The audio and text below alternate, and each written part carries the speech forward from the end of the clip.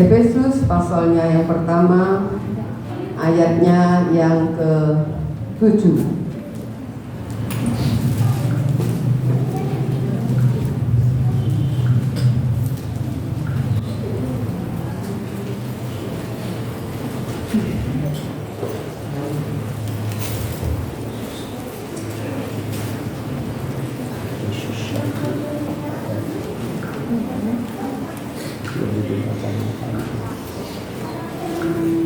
Dapat?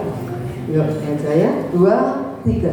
Sebab di dalam Dia dan oleh darahnya kita beroleh penebusan, yaitu pengampunan dosa menurut kekayaan kasih karunia-Nya. Dikatakan sebab di dalam Dia dan oleh darahnya, oleh pengorbanannya, kita beroleh penebusan, yaitu pengampunan dosa menurut kekayaan kasih karunia. Saudara, penebusan oleh darah Tuhan kita Yesus Kristus merupakan pintu gerbang, merupakan sesuatu permulaan. Ya, itu pintu gerbang, boleh katakan baru permulaan dari proses keselamatan. Jadi ketika saudara percaya bahwa Yesus, Tuhan kita Yesus Kristus mati di kayu salib, mengorbankan dirinya, mencurahkan darahnya, itu saudara dan saya baru masuk ke pintu gerbang keselamatan. Sebab itu Tuhan Yesus berkata apa? Akulah jalan, kebenaran, dan kehidupan.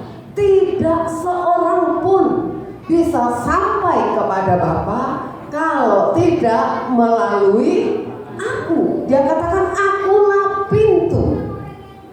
Saudara, jadi kita melihat saudara, di mana kita harus melaluinya.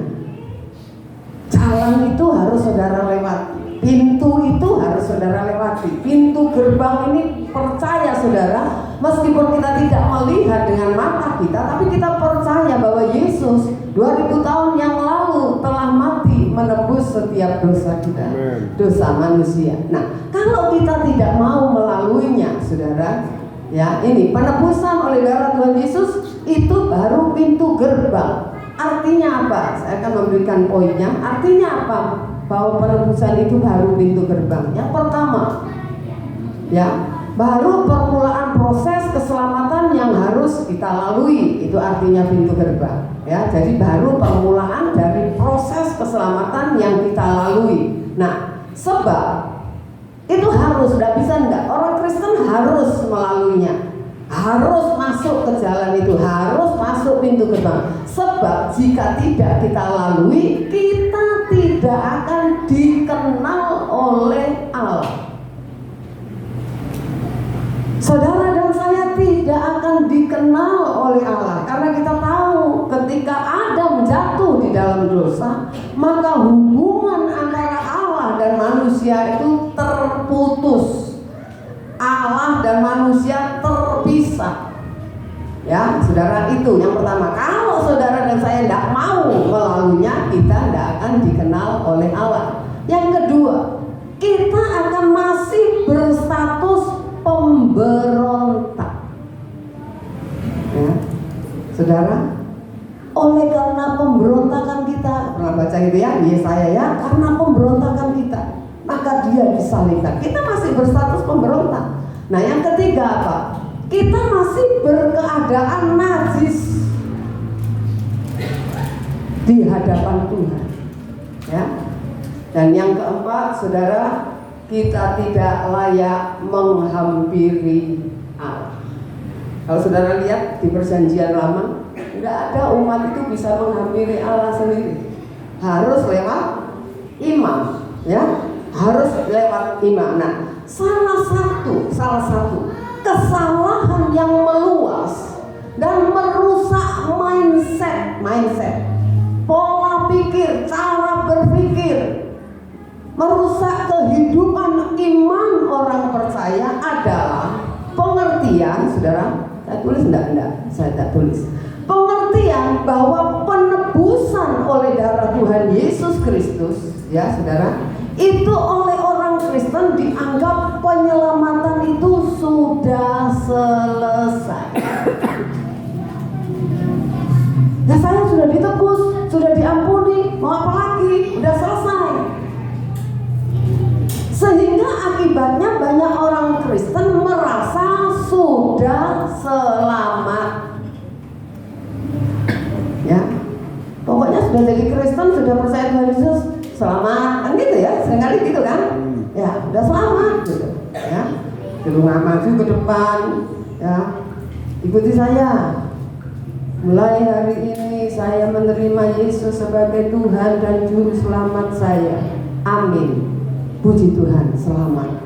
Sudah selamat, saudara. Nah, ini loh yang merusak, saudara. Ini yang membuat iman orang Kristen itu jadi tidak bagus. Karena apa? Merasa sudah selamat, sudah jadi anak-anak Allah yang sah. Ibarat orang sekolah baru daftar, diterima, gitu ya. Harus daftar, diterima. Merasa sudah nanti kalau yang mau kuliah, nanti sudah begitu masuk langsung sarjana, gitu? Enggak. Itu baru masuk pintu gerbangnya, baru masuk pintu kuliah, saudara. Harus ada proses yang dia harus jalani. Dia harus belajar, dia harus begini, sampai titel atau gelar itu dia dapat, saudara. Nah, saudara, kita akan melihat, saudara, karena merasa sudah selesai, banyak orang Kristen tidak menjalani hidup kekristenannya dengan benar. Lah, merasa sudah selamat mau apa lagi? Merasa sudah jadi anak Allah, sudah istimewa lebih dari orang lain yang tidak percaya Yesus, saudara. Nah, keadaan ini, saudara, membuat kekristenannya jadi tidak benar gitu. Karena apa? Di dalam pikirannya yang penting aku masih Kristen kan, yang penting aku tidak pindah ke agama lain kan, yang penting aku masih ke gereja kan, yang penting aku ikut kok kalau ada kegiatan-kegiatan rohani di gerejaku, aku ikut kok, dan aku juga sesekali pelayanan kok. Nah, merasa selamat gitu. Apalagi mungkin yang pendeta, aku masih jadi pendeta, ya, nggak murtad gitu. Nah, banyak orang Kristen makanya kan ada orang-orang Kristen yang mundur, katakanlah gitu ya, nggak mau lagi ke gereja, diam aja di rumah, tapi merasa selamat. Karena apa? Karena apa? Merasa masih percaya Yesus, merasa karena nggak pindah agama, karena masih Kristen, dan merasa sudah selamat. Ini yang bahaya, saudara. Ini yang bahaya, saudara ya. Jadi kita harus belajar. Nah, coba kita akan lihat ini ayat yang tidak asing. Matius pasal 7, nanti jangan ditutup. Ya, Matius 7 jangan kesusu ditutup. Ayat 21 sampai 23. Saya akan bacakan, saudara ikuti. Matius 7 ayat 21 sampai 23. Dapat ya? Bukan setiap orang yang berseru kepadaku Tuhan, Tuhan akan masuk ke dalam kerajaan surga, melainkan dia yang melakukan kehendak Bapa-Ku yang di surga. Pada hari terakhir, banyak orang akan berseru kepadaku, Tuhan, Tuhan, bukankah kami bernubuat demi namamu dan mengusir setan demi namamu dan mengadakan banyak mujizat demi namamu juga? Pada waktu itulah aku akan berterus terang kepada mereka dan berkata, aku tidak pernah mengenal kamu. Enyahlah daripadaku kamu sekalian pembuat kejahatan. Ayat 21, kalau dikatakan orang itu berseru Tuhan, Tuhan, saya mau tanya, orang-orang ini orang percaya atau bukan? Percaya. Nah, orang percaya, saudara. Ya, orang percaya. Tetapi kita melihat, saudara, ayat yang ke-22, saudara, dikatakan pada hari terakhir banyak orang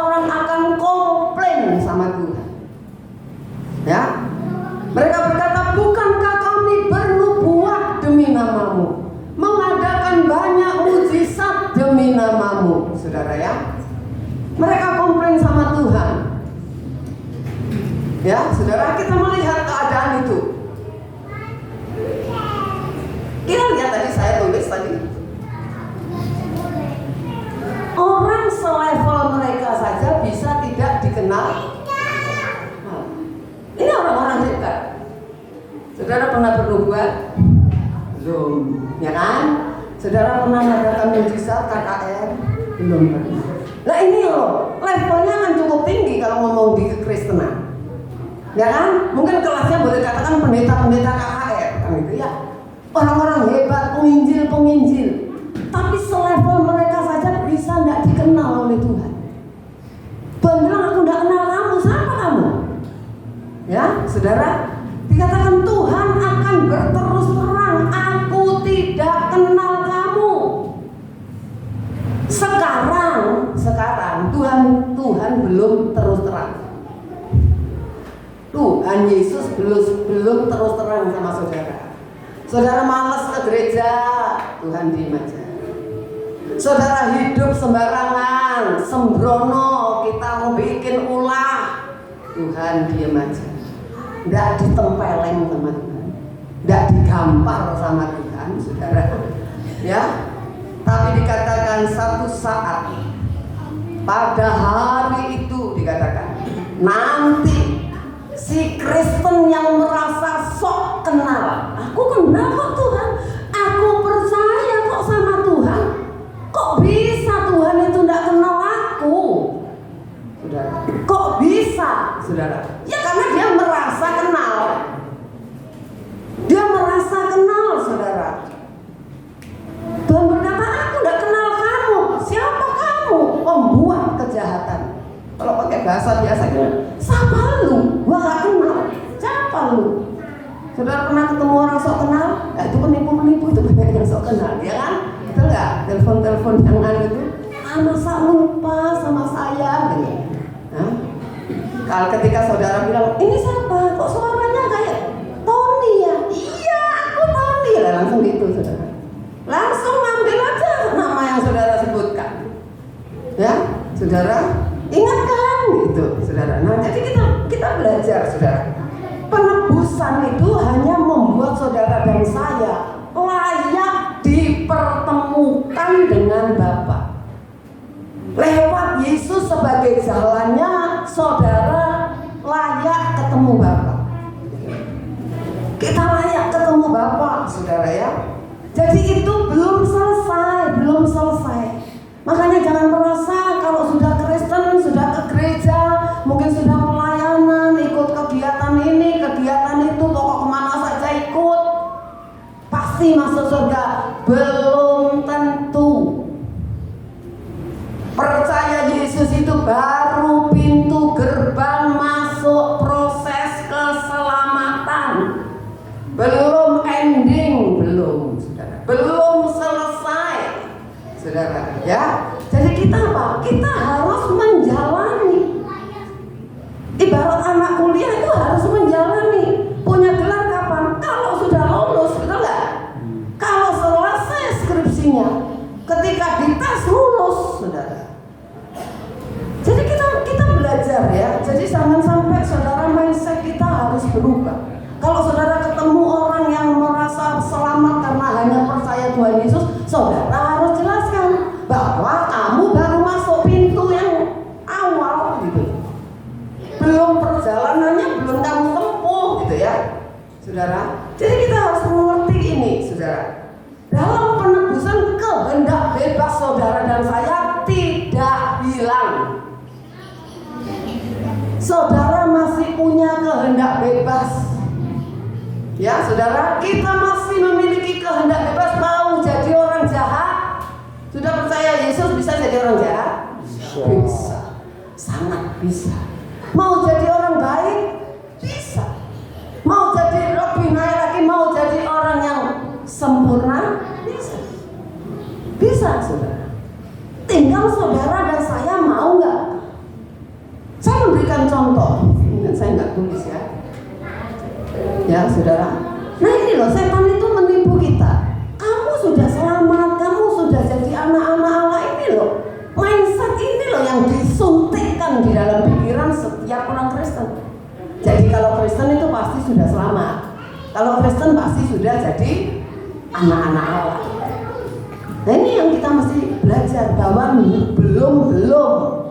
belum saudara, baru masuk pintunya ya saudara.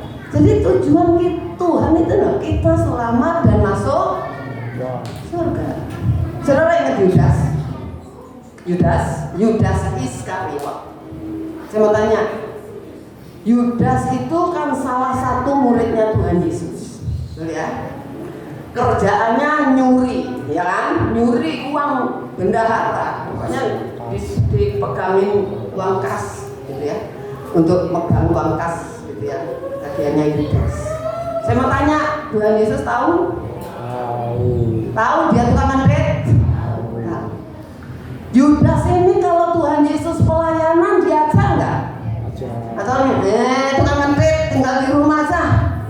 Enggak, ikut saudara.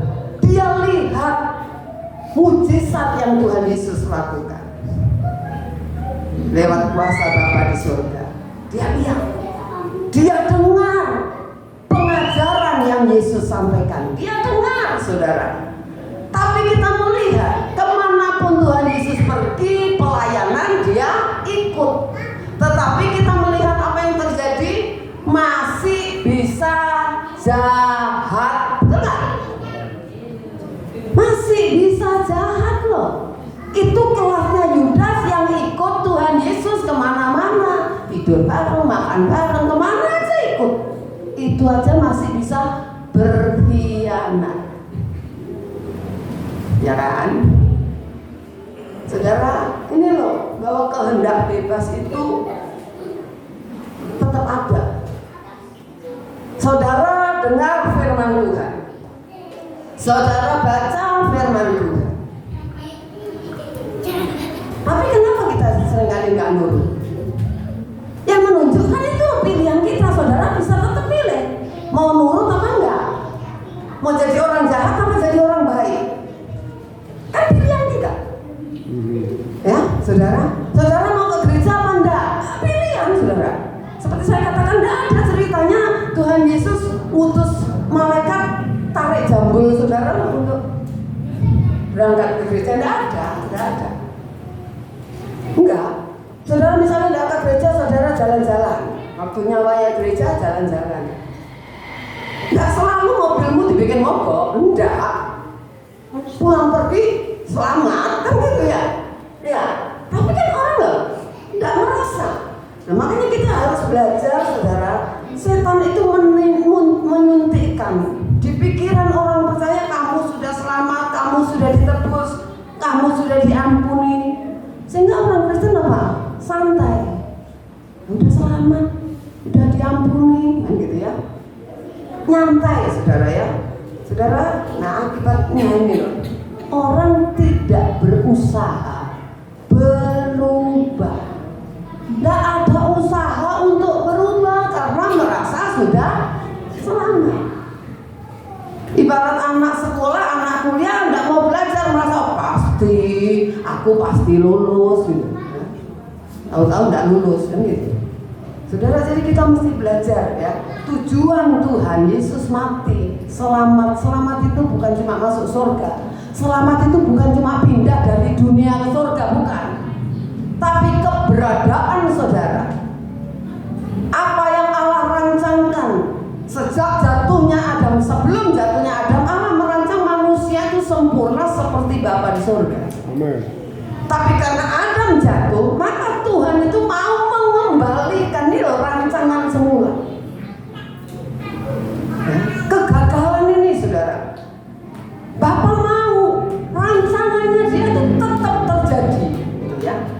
Rancangan Bapa di surga itu tetap terjadi. Ya, saya mau tanya saudara, orang Kristen kenapa? Ini tujuannya Tuhan, rencananya Tuhan, saudara dan saya dikembalikan ke rancangan semula dan tinggal di dalam surga. Itu rancangannya Tuhan, tujuannya Tuhan.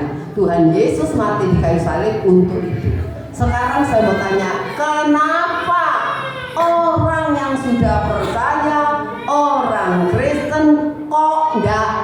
masuk surga. Kan ada yang tidak masuk surga atau masuk surga semua? Ya. Hah? Di antara kita bisa-bisa ada yang tidak masuk surga loh. Betul? Ya. Termasuk bisa-bisa saya. Gitu loh. Tapi kan kita mau enggak gagal gitu ya. Tapi pas saya pertanyaannya, ayo, siapa yang bisa jawab? Mengapa ada orang Kristen nggak masuk surga? Gerejanya sama, gembalanya sama, Alkitabnya sama, nyanyiannya sama, semuanya sama. Kalau satu gereja kan sama semua, ya. Kenapa kok enggak 100%? Ada yang bisa jawab? Dapat telur misalnya.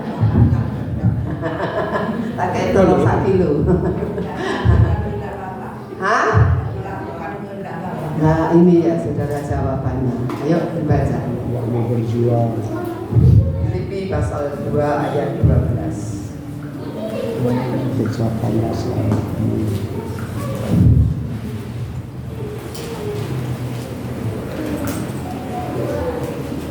Saya khotbahnya tidak lama-lama, karena nanti lama, makannya lama. Filipi pasal 2 ayat 12. Ayo baca ya.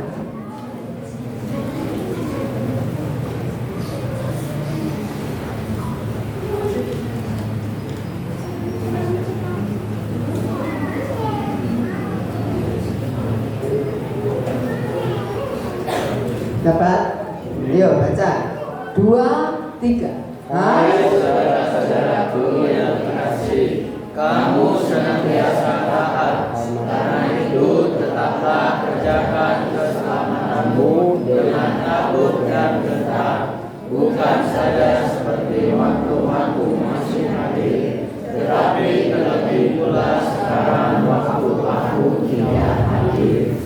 Nah, hai saudara-saudaraku yang kekasih, kamu senantiasa taat. Karena itu tetaplah kerjakanlah keselamatanmu dengan takut dan gentar.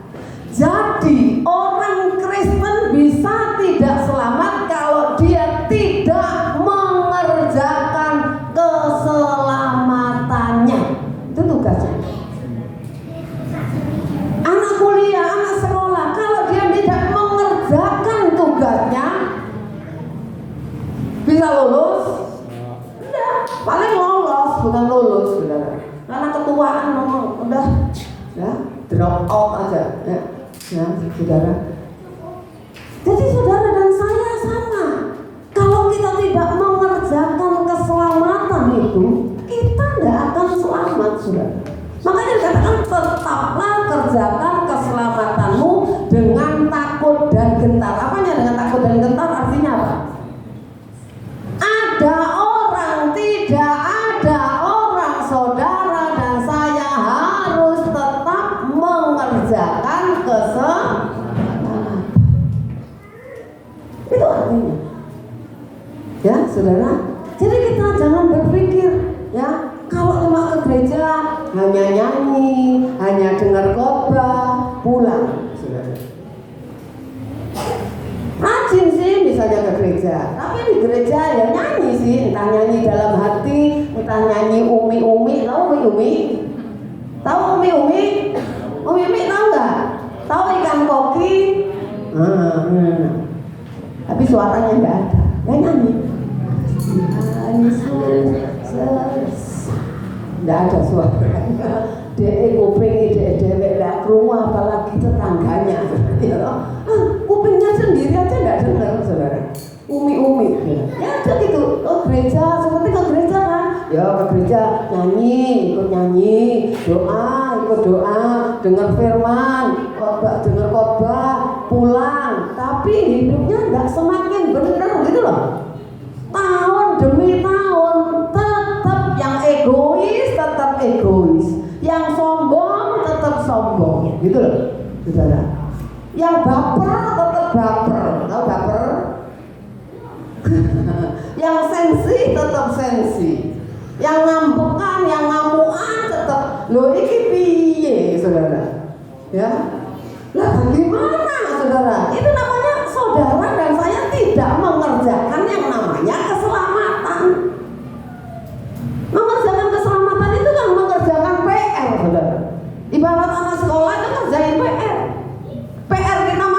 beda. Kan ada yang sensi, ada yang ngamuan, misalnya ada yang sombong, ada yang apa lagi? Apa lagi? Hah? Sakit hatian. Oh, sakit hatian, apa lagi? Ada pokoknya macam-macam lah. Masing-masing karakter orang berbeda, ya kan? Nah itu PR kita, ya. PR kita masing-masing, saudara. Karena karakter kita berbeda-beda satu dengan yang lain, saudara. Ya, kalau sekolah kan kurikulumnya sama. Tapi kalau kurikulum Tuhan untuk masing-masing kita beda-beda. Panjang pendeknya juga beda-beda, saudara. Jadi kita melihat Tuhan sudah selesai. Tugas Tuhan Yesus sudah selesai. Dia katakan kan apa? Sudah selesai. Udah selesai. Jangan, makanya saya pernah katakan jangan salibkan lagi Tuhan itu. Udah selesai. Ya. Nah sekarang gilirannya kita. Tugas Tuhan sudah selesai. Ibarat orang tua. Kalau udah tua sabu suci ya sebagai contoh. Udah tua kan. Udah selesai tugasnya gede anak ngawin mau semua udah selesai. Gilirannya siapa? Anak-anak lah, nyenangkan orang tua, betul ya? Betul nggak? Giliran anak-anak nyenangkan orang tua. Jangan bikin susah orang tua terus, saudara ya. Nah sekarang giliran kita, Tuhan Yesus sudah selesai membawa misi Bapa. Dia harus menebus kita, udah selesai. Katanya sudah genap. Sekarang giliran kita. Apa giliran kita?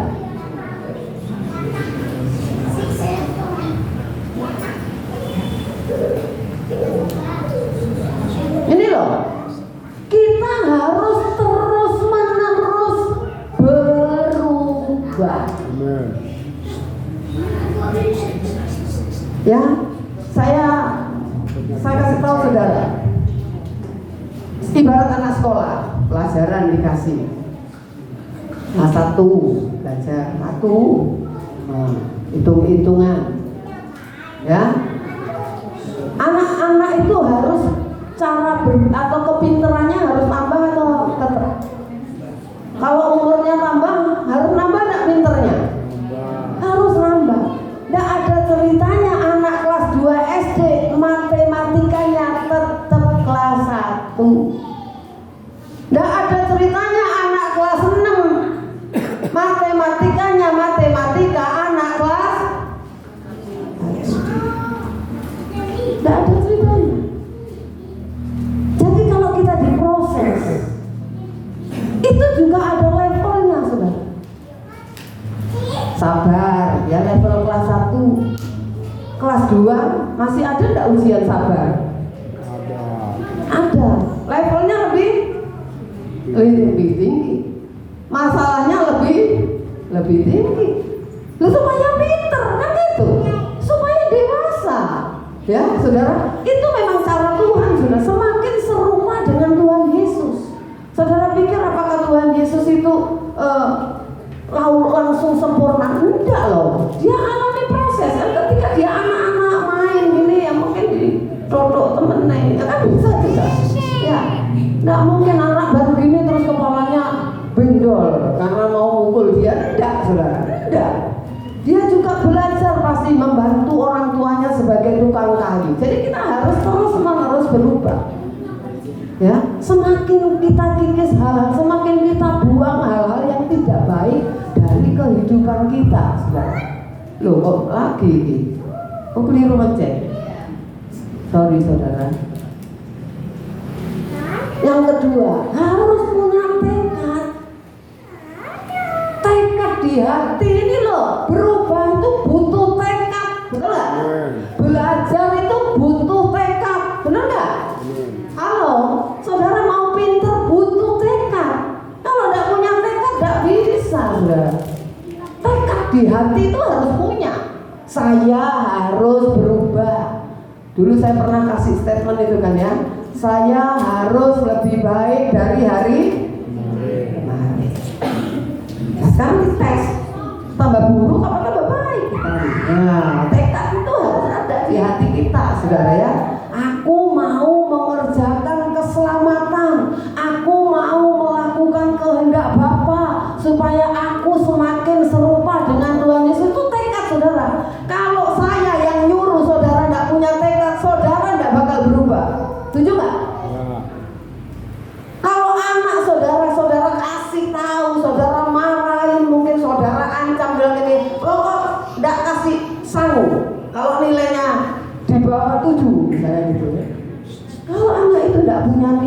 saudara, tetap aja gak akan berubah. Biarpun ancamannya tambah lama tambah berat, gak akan berubah. Nah makanya kita pun untuk menjadi serupa dengan Tuhan itu juga harus punya tekad. Nah kalau sudah punya tekad, mulai belajar seperti saya katakan, wis toh, gak usah kau mikir yang jauh-jauh. Langkah demi langkah berubah, setapak demi setapak hidup kita berubah, diwujudkan di dalam tindakan. Sebab apa? Kalau niat aja tanpa tindakan, hasilnya nol. Saudara siapa? Nol. Ya kan Tuhan Yesus bilang apa? Berjuanglah, kan gitu ya. Melalui pintu yang sesak ini, berjuanglah. Sebab banyak orang kepingin, loh ya Pak, kepingin tapi nggak bisa masuk, dan cuma kepingin. Aku pengen martabak di Indomaret, ya kepingin toh, kalau nggak melaku tuku, sopo ngeteri martabak, betul ya? Ya saudara, jadi harus ada tindakan yang kita harus kerjakan, saudara. Ya, jadi kita ingat 3 hal ini. Ayo terus berubah. Ayo punya tekad. Kalau saudara dengar khotbah tiap hari, kalau tidak punya tekad berubah, ya bagus. Ya tidak akan berubah. Dari tahun ke tahun gitu aja, malah jadi orang Farisi nanti. Karena sudah tahu firman banyak, tapi tidak ada yang dilakukan, jadi orang Farisi, saudara. Ya. Jadi ingat, niat hati harus diwujudkan. Firman Tuhan katakan apa? Iman tanpa perbuatan mati, nol, sia-sia. Ingat, jadi ingat, penebusan Yesus baru masuk pintu gerbang, harus dijalan. Ya, keselamatan tidak otomatis kita miliki, tidak otomatis. Keselamatan tidak otomatis saudara miliki kalau saudara tidak berjuang. Orang bisa sukses itu berjuang. Ya, orang bisa apa saja dah. Saudara pinter masak itu berjuang. Nih saya tidak pinter masak karena tidak pernah berjuang untuk masak, saudara. Ya, saudara. Jadi contoh ya, jadi keselamatan tidak otomatis tapi harus dikerjakan. Jangan hanya bangga jadi orang Kristen, jangan hanya bangga masih ke gereja, ya. Jangan hanya bangga, ya jangan begini loh. Coba saudara perhatikan, saudara kadang-kadang saya bingung juga. Ada orang ke gereja gini tiap minggu lah, boleh dikatakan gereja, mungkin juga termasuk anak remaja. Tadi tanyain firman, tahu pelongo-pelongo? Tahu apa ya? Lho kok niku ya apa sih? Lah selama ini kamu jadi orang Kristen ini piye? Sing mbok rungokno apa? Sing mbok pelajari apa, saudara? Loh iya toh, gimana mau melakukan kalau kita nggak tahu apa yang harus dilakukan? Lah iyalah. Ibarat orang disuruh gitu ya, disuruh, anak pergi sana beli garam sama lombok ya, berangkat. Ya Mak, mau kamu itu apa? Lah belum ditanyain sampai tokonya, beli apa Dek? Gak tahu juga, saya lupa. Lah ya kan gak bisa saudara, iya kan? Nah sama kita ini, saudara firman itu harus ngerti. Kalau sudah ngerti, diapain? Dilakukan, saudara. Ya, jangan ngerti-ngerti aja. Yuk kita belajar sama-sama berjuang. Ingat, keselamatan tidak otomatis. Jangan sampai satu kali Tuhan Yesus berterus terang, aku tidak kenal kamu. Kalau ibarat jemaat di sini protes, Tuhan, saya jemaat GPDI Manajer Prajukan Bondowoso, tempatnya depan kantor pos, sebelah kanannya Alfamart, gitu. Saudara, tapi Tuhan itu bilangnya, siapa lu? Nggak kenal tuh. Saya ini pelayanan. Enggak tahu kamu pembuat kejahatan. Jangan sampai kita begitu ya. Bahayanya itu saudara, bahayanya itu taunya itu kapan? Nah itu bahayanya. Kalau masih hidup tahu kita ditolak, kita berubah, loh itu seenak saudara. Bahayanya ketika melek gini kapal langsung jurusan yang lain saudara, bukan masuk surga. Itu kan yang bahaya, itu kan? Itu yang mengerikan. Makanya jangan bangga karena bikin salah saudara tidak ditempeleng sama Tuhan atau tidak dijewer sama Tuhan. Justru saudara kalau berdoa Tuhan, kalau aku bikin salah ingatkan Tuhan gitu. Ada orang gini, enggak tahu takut, kalau dikempleng dia, lebih baik dikempleng sekarang, tempeleng sekarang daripada ditempeleng nanti, ya, plung langsung gitu, tempeleng langsung nggak ada urusannya. Tempeleng sekarang masih bisa bertobat kita, masih bisa berubah, amin. Ya, kita nyanyi pujian, tak pernah kubayangkan semua ini, ya.